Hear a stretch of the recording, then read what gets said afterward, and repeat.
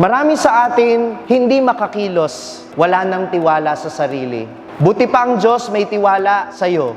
At kung minsan hindi natin sila masisisi, nilalamon sila ng takot dahil siguro ilang beses nang nabigo. Nagmahal pero nasaktan. Nag-effort pero hindi pinahalagahan. Kaya ayaw ng sumubok, parang ibinaon yung pinagkatiwala ng Panginoon. Pero anong pinapaalala sa atin, minamahal kong mga kapatid? Nung gumising ka kaninang umaga, ito'y paalala sa iyo na nagtitiwala pa rin ang Diyos sa iyo, na naniniwala siya sa kakayanan mo, na kaya mo ito. Sapagkat ang sabi sa atin sa Ebanghelyo, binigay niya ang halagang ito ayon sa kanilang kakayanan. Ibig sabihin, naniniwala ang Panginoon na kaya mo.